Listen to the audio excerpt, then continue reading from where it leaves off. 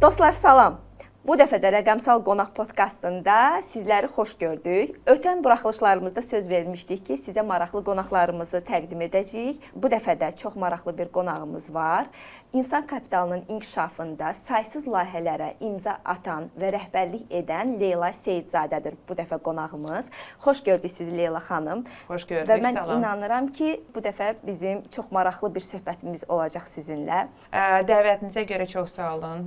Mən əslində böyük pauzadan sonra hansısa bir özüm podkasta çıxıram. Əlbəttə ki, mən özümdə veriliş aparıram, podkast da aparıram, amma qonaq olaraq özümə keçən il söz vermişdim ki, heç ara getməyəcəyəm. Çünki açığı eyni suallar verilir, çox belə, yəni ki, standart bir sual artıq siyahısı var, hansılar mənə verilir və bu dəfə mən bu dəvəti qəbul elədim ona görə ki, suallar mənə çox maraqlı gəldi. Çox başqa bir formada, başqa bir stildə hazırlanmışdı və ona görə də mən düşünürəm ki, bizim müzakirəmiz çox maraqlı olacaq. Çox sağ olun Leyla xanım. Sizin fikirləriniz bizim üçün çox xoş idi ki, belə gözəl fikirləriniz var bizlə bağlı. Təbii biz qeyd elədik ki, siz insan kapitalının inkişafına töhfə verən layihələr həyata keçirirsiniz. Amma biz bu dəfə onun bir istiqamətindən danışacağıq. Qızların ümumiyyətlə rəqəmsal mühitdə rolundan danışacağıq və onların bu istiqamətdə necə uğur qazana bilərlər bu barədə söhbət eləyəcəyik. Elə isə keçək aktual suallardan birinə. Təbii ki, qızlar dedikdə adətən cəmiyyətdə belə bir stereotip var. Rəqəmsal mühit, ümumiyyətlə informasiya texnologiyaları deyəndə nədənsə insanın ağlına oğlanlar gəlir. Amma biz bilirik ki, qızlarımız da güclüdürlər amma təəssüflər olsun ki, belə bir stereotiplər var. Sizcə cəmiyyətdə, ailələrdə belə stereotipləri qırmaq üçün nələr etmək lazımdır? Düzdür, belə stereotiplər var, amma onlar azalır. Yəni ki, bunu bilirsiniz, mən neçə illərdir həmişə deyirdim ki, bu suala cavab verirdim ki, stereotiplər var və sonra davam edirdim. Amma indi deyə bilərəm ki, bu stereotiplər azalır. Yəni ki, biz onu statistikadan da görürük birincisi. Belə də müşahidə edə bilərik. Məsəl üçün, hansısa kütləvi tədbirlərdən, texnologiya aid olan tədbirlərdən. Hətta mən bir dəfə öz verilişimdə Məleykə xanım Abbaszadəni dəvət eləmişdim və onunla çox maraqlı statistika üzərindən bir söhbətimiz oldu. Və əslində statistika tam əksini deyir. Yəni ki, bizim artıq qızlarımız imza atır bütün bu texnoloji layihələrə, təhsilə ən əsası və yəni ki, irəliləyiş var. Hətta onu da deyə bilərik ki, statistikaya görə və nəticələrə görə, akademik nəticələrinə görə qızlar çox hallarda daha yaxşı nəticələr göstərir, yəni ki, oğlanlar. Məsəl üçün, deyək, 7-ci sinifdən başlayaraq riyaziyyat fənni üzrə qızların göstəriciləri daha yüksəkdir. Əslində, qızların problemləri sırf o akademik mühitdə yox, ondan sonra başlayır. Harada ki, daha çox o psixoloji ailənin tarixçəsi, ailənin ənənələri orada artıq təsir göstərir. Orada əslində bizim hələ ki problemlərimiz var. Amma belə deyə bilərəm ki, bu stereotiplər dəyişir. Açığı burada yalnız texnologiyanı biz qeyd edirik. Amma bu stereotiplər hər sahədə var. Məsəl üçün, biz çox yaxınlarda öyrəndik ki, baytarlıq sahəsində, yəni ki, baytarlıq çox uzaqdır. Yəni ki, amma bizim digər layihəmiz var. Oradan biz öyrənmişik ki, baytarlıqda ümumiyyətlə qadın sıfırdır. Yəni burada baytar deyəndə iri buynuzlu heyvanlardan söhbət gedir. Fermada da olan baytarlardan fermada olan heyvanlardan danışıram. Yəni ki, o sahədə, məsəl üçün, qadınların sayı ümumiyyətlə sıfıra yaxındır. Ona görə burada biz stereotiplərdən ümumiyyətlə danışanda artıq, yəni ki, biz özümüz bir layihə icraçı kimi, layihə müəllifi kimi, mən onu seçmişəm ki, artıq, yəni ki, sırf texnologiyada yox, ümumi stereotiplərdən danışırıq və görürük ki, bu dəyişir. Məsəl üçün də, deyək, coding, web development, bu sahələrdə qızlar çoxdur. çoxdur, web dizayn çoxdur. Amma cyber security, kiber təhlükəsizlik, süni zəka, o sahələrdə qızlar daha azdır. Qat-qat, yəni ki, ondan azdır. Amma biz görürük ki, yenə də bu vaxt məsələsidir. Yəni ki, biz hətta təbii yolla ora çatacaq ki, qızlar çoxalacaq. Yəni ki, o stereotiplərin gücü azalır. Yəni ki, biz onu görürük. Sizin ümumiyyətlə layihələri araşdıranda mənim özüm üçün, yəni belə bir maraqlı bir fakt var ki, sizin layihələrinizin adları da çox maraqlıdır. Son layihələrinizdən biri Azad Mirzəcanzadə İnkişaf Proqramı. Çox maraqlı bir layihədir bu və səhv eləmirəmsə artıq qaliblər elan olunub. Bəli. Mən istəyərdim siz biraz bu layihə barədə danışasınız. Bu layihə bizim ən böyük layihəmizdir. Deməli, bu layihə sırf qızlar üçün deyil, amma orada qızlardan danışa bilərəm. Çünki biz çox fəal qızları gördük. Yəni layihənin əsas məqsədi fəal və istedadlı insanları aşkarlamaq. Gəncləri demirəm, çünki 18-35 yaş arası fərdlər üçündür layihə nəzərdə tutulub. Onları aşkarlayıb, onların layihələrinə dəstək göstərmək və onları ümumiyyətlə inkişaf etdirmək. Yəni məqsəd budur. Və bəli, bu ikinci axının qalibləri, artıq ikinci axındır. İkinci axının qalibləri elan olunub, onların layihələri və mən sizə burada iki məsələdən danışmaq istəyərdim. Birincisi biz yəni nə gördük? Qızlar, xanımlar ümumiyyətlə çox fəaldır. Hətta bizim ən gənc iştirakçılarımız qızlar olub. Bunu deyim, yəni ki, bizdə 18-35 yaş arasıydı bizim hədəf qrupumuz. Amma bizə 17-16 yaşında qızlar müraciət eləmişdi ki, biz iddialıyıq, bizim layihəmiz, maraqlı ideyamız var, bizi qəbul edin. Və biz istisna olaraq 1-2 nəfəri belə qəbul eləmişdik. Yəni ki, bizim gənc qızlarımız, artıq yəni məktəblilər, deyə bilərəm ki, çox fəaldır. Hətta ola bilsin ki, indiki tələbələrdən daha fəaldır. Yəni ki, onların çox maraqlı ideyaları var. O Z və alfa artıq, hətta deyərdim ki, alfa nəsli. Və bu birinci məsələ. Qaliblər arasında da bizim daha çox xanımlarımızdır. Onu da deyim ki, layihələr arasında layihələrin çoxusu gender sahəsində olub. Yəni ki, müraciət edənlər hətta oğlanlar. Bu gender bərabərliyi, qızlara hansısa yardım, hansısa qızların inkişaf imkanlarını yaratmaq, qızlara inkişaf imkanları yaratmaq üçün layihələr. Yəni bu tipli layihələr çox idi. Mən düşünürəm ki, gənclər özləri təbii yolla görürlər ki, problem harda var və çalışırlar onları həll etsinlər. Bəs ümumiyyətlə bu inkişaf proqramının mövzuları arasında texnoloji mövzular var idi? Startaplar çox idi. Ya da ki, texnoloji təhsillə bağlı olan layihələr, hətta bizim, yəni ümumi belə layihələr çox idi və qaliblərin arasında da o layihələr var. Hətta onu da deyim ki, birinci axında da bu tipli layihələr var idi və hər bir layihənin arxasında bir qız dayanırdı. Yəni ki, təşəbbüskarlar qızlardır. Daha çox qızlar. Bəli, bəli. Leyla xanım, bəs Women in Tech-də ümumiyyətlə Azad Mirzəcanzadə inkişaf proqramından danışdıq, amma sizin digər layihələriniz də var. Ümumiyyətlə, qızların texnologiya sahəsinin inkişafı ilə bağlı başqa hansı layihələriniz olub? Bəli, bizim bir çox layihəmiz var. Siz qəribə adlar dediniz. Bəli, bilirsiniz, biz bəzən bizim öz məşhurlarımızın, elm adamların, elm insanların adlarını ona görə seçirik ki, onları da təbliğ edək. Azad Mirzəcanzadə bizim böyük alimimiz olub. Sonra ona görə onun adını təbliğ edirik gənclər arasında. Sonra bizim Maya Hacıyeva adına İKT sahəsində qızların bacarıqların artırılması layihəsi var idi. Onu çox gözəl bir formada icra elədik Təhsil İnkişaf Fondu ilə bir yerdə. Mən bizim sosial media səhifəsində sırf sizin o layihədən ilhamlanıb bir rubrika eləmişəm Maya Hacıyeva ilə bağlı. Bu çox yaxşı xəbərdir. Yəni ki, mən bunu eşitməyə çox şadam. Çünki bizim məqsədimiz o idi ki, bu belə bir effekt təsir yaratsın. Belə insanları tanıdaq və onların adını yaşadaq.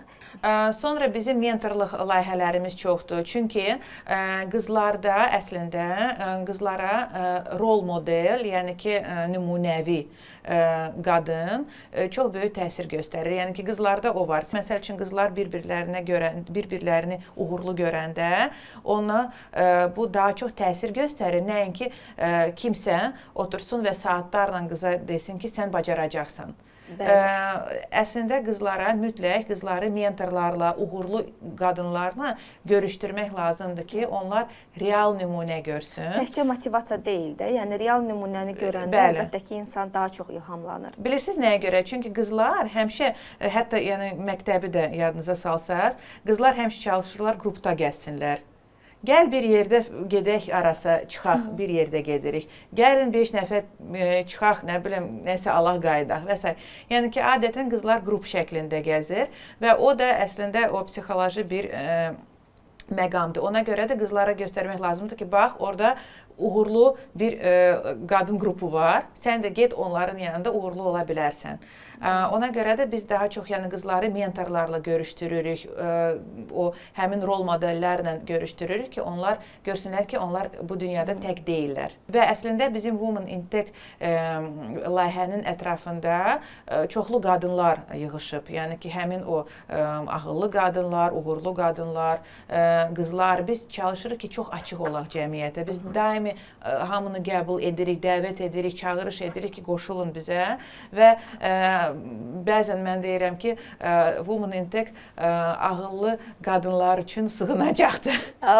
Çünki qadınlar bir-birlərini belə gəlib görəndə və görəndə ki, bu toksik bir mühit deyil, həmən özləri daxilən çəklənirlər və daha faydalı olur cəmiyyətə. Çox gözəl. Elə layihələrdən demişkən, bir də biz startaplardan da danışdıq. Keçid eləyək məktəblər arası milli hakatona. Bildiyiniz kimi, yaxınlarda Elm və Təhsil Nazirliyi Alqoritmika Beynəlxalq Proqramlaşdırma Məktəbi ilə birgə məktəblər arası milli hakaton layihəsinə başladı. Hansı ki, bu milli hakatonda 300 mindən çox şagird qeydiyyatdan keçmişdi və onlar ələnə gəldilər. Hal-hazırda 305 nəfər uğurlu şagird seçilib və bu 305 nəfər uğurlu şagird arasında komandalar tərtib olunur. Payız aylarında bizim yarım final və final mərhələlərimiz olacaq. Orada da heç şübhəsiz qızların bu hakatonlara çox böyük marağı var və mən bilmək istəyərdim, bir ekspert kimi sizin fikrinizi bilmək istəyərdim ki, ümumiyyətlə belə hakatonların, olimpiyadaların, qızların gələcək rəqəmsal inkişafına nə qədər təsir göstərə bilər və hansı təsirlər ola bilər? Bu böyük təsir göstərir. Və mən həmişə dəstəkləyirəm, həmişə deyirəm ki, qızlar mütləq hansısa müsahibədə, hansısa hakatondur, müsabiqədir, mütləq iştirak etsinlər. Uğurlu oldu, uğursuz, fərq etmir. Çünki bu yeni imkanlar deməkdir, ilham mənbəyi deməkdir, yeni tanışlıqlar, şəbəkələşmə, həmin o nümunəvi insanlarla tanışlıq. Çünki əgər bir qız məktəbə gedib gəlirsə, evdən məktəbə, məktəbdən evə, harda görsün o həmin o insanları. Və reallıqda biz ənənəvi bir cəmiyyətdə yaşayırıq da, bunu biz qəbul edirik. Qızlar üçün sosiallaşma imkanları qat-qat azdır, nəinki oğlanlar üçün. Çünki adətən ya qızları harasa qoymurlar getməyə, daha çox hətta kəndləri, regionları götürsək də imkanı getməyə heç yer də yoxdur. Və qız öz balaca, kiçik bir çərçivəsində dünyası olur. Haradakı hala, bibi, ana, yəni və bununla bitir. Amma bu tipli tədbirlər imkan verir ki, qızlar gəlsin, regionlardan gəlsin, Bakıya görsün, sağlam mühiti görsün, daha çox insanları, ağıllı, uğurlu insanları görsün. Ona görə iştirak mütləq vacibdir, yəni hər tərəfli. Çünki hakatonun əsas məqsədi bu yaradıcı, innovativ düşüncələri, ideyalar, düşüncə prosesi, yəni ki, onu dəstəkləməkdir, onu əslində inkişaf etdirməkdir, tənqidi təfəkkürü dəstəkləməkdir. Çünki insan bu bir öyrətmə alətidir. Yəni ki, bu biri var, sən oturursan standart məktəbdə nəyisə oxuyursan, dərsi oxuyursan, cavab verirsən, hamı ona öyrəşib və indiki nəsil ümumiyyətlə buna maraqlı deyil. Çünki o TikTok nəslidir, 15 saniyə maksimum onun fikrini saxlamaq olur. Amma burada çox fərqli bir öyrətmə prosesi gedir, öyrənmə prosesi gedir. Ona görə də hakatonlar, olimpiyadalar, digər bu tipli formatlar məncə çox vacibdir və mən hər tərəf, yəni ki, çağırış buradan etmək istəyirəm valideynlərə, uşaqların özlərinə ki, qorxmasınlar. Qızlar adətən qorxur müsabiqədən ki, mən gedib uduzacağam, məndən nə danışacaqlar, deyəcəklər ki, mən ağıllı deyiləm. Amma burada tam başqa maraqlardır. Əgər iki qızı müqayisə etsək, hansı ki iştirak edir və etmir, artıq iştirak edən qat-qat irəlidir o birisindən. Bizim elə suallarımızdan biri də o idi ki, ümumiyyətlə uğura aparan yol hər zaman hamar olmur. Mən istəyərdim sizin fikrinizdə öyrənək. Bax, bundan qorxan, uğursuzluqdan qorxan qızlara nə tövsiyə edirsiniz? Bununla bağlı mən iki məsələyə toxunmaq istəyirəm. Bizdə olan o mentallıqdan danışmaq istəyirəm və digər öz təcrübəmlə digər ölkələrdə.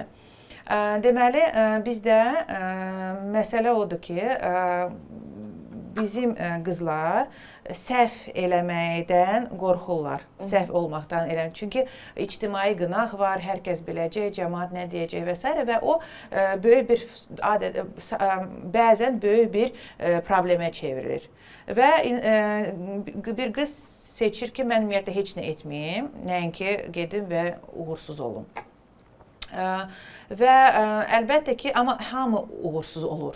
Yəni ki, bu mümkün deyil ki, olmasın. Şəxsən mən özüm, yəni hər cür uğursuzluqlar olub, startupım batıb, bir neçə biznesim, pul itirmişəm, hansısa işlərdə promotion gözləyirdim, alınmadı və s. və ilaxır. Yəni ki, mən çox uğursuzluqlar saya bilərəm. Şəxsi, professional, yəni peşəkar sahəsində əlbəttə ki, hamıda və mən hansı reaksiya verirəm, açığı ilkin mən həmişə müsbət qala bilmirəm. Yəni ki, mən normal, məncə bir qadına aid çox normal bir reaksiyalar verirəm. Ağlayıram, nə bilim, stresə düşürəm, depressiyaya düşürəm, gedib dondurmadan yeyirəm, tortdan yeyirəm, kilo alıram daha çox. Yəni ki, normal, yəni ki, bütün qadınlar necə, mən də elə. Və mən düşünürəm ki, bu çox normaldır və özümə icazə verirəm ki, mən, məsəl üçün, çox yorulmuşam və bu bir ay mən belə yaşayacağam. Yəni ki, ya bir həftə mən bu uğursuzluğun yasını tutacağam da, məsəl üçün. Çünki mən əminəm ki, o toksik pozitivity var, toksik müsbətlik də, belə deyək. Mən ona inanmıram. Mən düşünürəm ki, insan hər bir hissləri göstərməlidir və yaşamalıdır onları. Bu çox normaldır, amma dayanmamalıdır. Uğursuzluq, ümumiyyətlə bir hansısa fikri irəli sürmək utanc olmamalıdır insanda, qorxu və çəkinmə olmamalıdır. Uduzmaqdan qorxmaq lazım deyil. Əlbəttə ki, uğursuzluq olanda belə onu sadəcə olaraq yaşayıb, amma dərinə qədər yaşayıb, nəticə çıxardıb, növbəti addımları atmaq lazımdır və məsəl üçün bu bizdə dediyim kimi o ənənə və cəmiyyətə yanaşma biraz başqa cürədir. Çünki bizdə o xalqın uşağı, nə bilim, bu var da, o yəni ki, filan kəsin qızı belə oldu, sən belə, bu müqayisələr çoxdur. Amma normalda, yəni ki, hər kəsin bir yolu var və hər bir yol, hər bir insan çox maraqlıdır. Yəni ki, bu fərqlilik çox vacibdir və mən bunları harada öyrəndim, əslində gördüm. Mən Cənubi Kaliforniya Universitetində oxumuşam, University of Southern California və onların əsas sloqanı Fight On. Fight ondur, yəni ki, fight on, yəni ki, mübarizə apar. Və onun fəlsəfəsi odur ki, nə olur olsun, fight on, yəni ki, davam elə, mübarizə apar. Mübarizə apar. Amma digər daha müsbət, daha mülayim, belə deyək, bir misalım da var. Mən bir vaxt Yeni Zelandiyada yaşamışam və ümumiyyətlə Yeni Zelandiyalılarının, yəni ki, bu, belə deyək, bu millətin bir fəlsəfəsi var ki, keep it going. Nə olur olsun, hamı bir-birinə deyir ki, keep it going, yəni ki, davam elə. Yoluna davam elə. Heç də o da fight on məsələdə girmir ki, mütləq mübarizə olmamalıdır. Get. Sən öz yolunu get, dayanma. Ən əsas ki, dayanma. İstəyirsən heç mübarizə eləmə bəzən. Amma davam elə, dayanma və mütləq harası çıxacaqsan, yaxşı yerə. Leyla xanım, sosial mediada sizi izləyəndə bir hiss yaranır. İndi sizə onu deyəcəm. Sanki siz texnologiyada qızlar üçün yol açan bir prototipsiz. Siz bu fikrə necə yanaşırsınız? Mən düşünürəm ki, bu yaxşı bir fikirdir. Əgər bu fikir yaranırsa, əslində qızlara hara yol açıramsa, ən əsası ki, açıram. Yəni ki, olsun texnologiya, olsun başqa bir sahə. Yəni ki, bu belə bir fikir yaranırsa, deməli yaxşı iş görürük. Açığı mənim videoqrafım, bizim əlbəttə ki, komandamızın videoqrafımız var. Son zamanlar mənə deyir ki, biz zəifləmişik, bu işi yaxşı görmürük. Daha çox nümunələr, bu tipli çıxışlar olmalıdır. Çox ki, azalıb son yəqin ki, yarım il, bir il.